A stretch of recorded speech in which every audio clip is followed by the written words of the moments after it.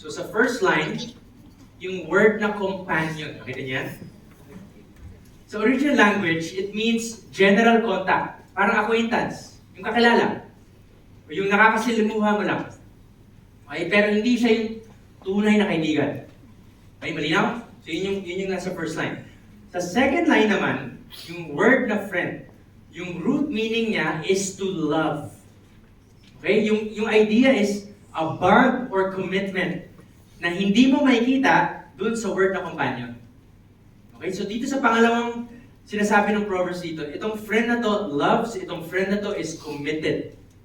Okay? Gets yung pagkakaiba? Now, sino ang tunay na kaibigan? Ito yun. Ang tunay na kaibigan is someone na kilala ka, yung okay at hindi okay sa'yo, and still mahal ka pa rin. And still committed pa rin sa'yo. And still hindi ka i-reject. Yun ang tunay na kaibigan. Now again, itong love na tinutukoy ko, hindi yun yung romantic kind of love na naman na iniisip natin, okay? Yung kasi na-condition sa ating sa mundo eh. Basta love, romantic agad eh. Pero yung love na sinasabi dito is a love that is sacrificial, a love that is serving, even to the person na undeserving. Ganong klaseng pagmamahal tulad ng love ni Jesus. So hindi lang kaibigan in the sense na magkasama kayo sa trabaho o sa bahay, kaibigan agad.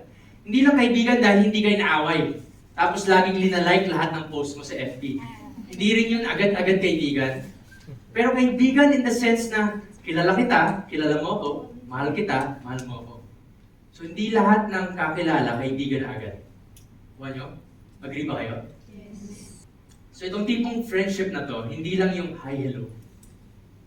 Kundi buhay sa buhay. Itong klaseng friendship na to. Ito yung pinaka-potent, ito yung pinaka-powerful na panlaban sa loneliness. Share ko sa inyo itong kaibigan ko si Omar. Iba lang yung spelling kay Omar. So kung maalala nyo, I shared with you, nagka-conflict kami ng asawa ko bago mag-39th anniversary natin, 4 weeks ago. Siya po yung tinawagan ng asawa ko. Pag nagkakaroon kami ng problema, siya yung tinatawagan ng asawa ko. And I'm glad na meron akong ganun kaibigan. Magkakalala na po kami before, nung late 90s pa, pero naging close lang kami nung naging Christian kami. And we have been accountable since 2007. And blessed po ako to have him sa life ko kasi I can be completely honest with him. Okay, completely honest. And he helps me to stay faithful sa Panginoon. So nung tinawagan niya ako, kasi alam ko nang tatawag na siya, una, nagte-text siya, kailan kita pwedeng tawagan. Siyempre pag nainis ka, ayaw mo pang kumausap ng kahit sino. Gusto mo pang magwalo dun sa mga thoughts mo. Anyway, after a few days, few weeks na patuloy siyang text, sinagot ko na. And then, ginawa niya is nakinig lang siya sa lahat ng saloobin ko. Kahit yung mga thoughts na I will be ashamed to share with you. Meron ba kayong mga ganong thoughts na naisip niyo parang hindi niyo gustong i-share sa iba? Pati yung mga yun, sinare ko po yun sa kanya. Pero hindi lang siya nakinig. He also encouraged me gently to reconcile with the Lord. And sobrang thankful na meron akong ganitong klaseng kaibigan who will help me process yung mga dinadaanan ko sa buhay. Kasi napansin ko na kapag wala akong ma-share sa mga nangyayari sa akin, ang dami kong naiisip na hindi tama. Agree ba kayo? Pag wala akong ma-share, itong mga naiisip ko naging monster, nagiging mamaw, nagiging monster. Tapos nagmamanifest siya in the way I treat my wife, I treat others. Laging nakasimangot, laging grumpy, laging mainit ang ulo, laging mabilis mainis, walang patience.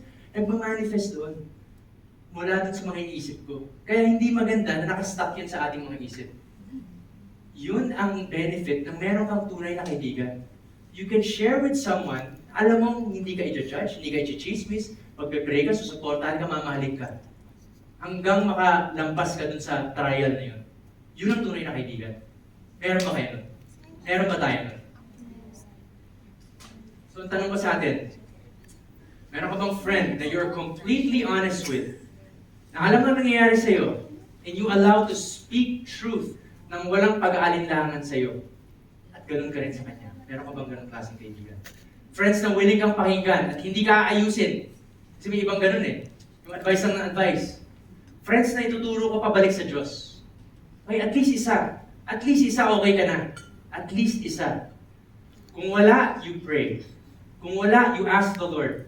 And strive na maging ganitong klaseng kaibigan para sa iba.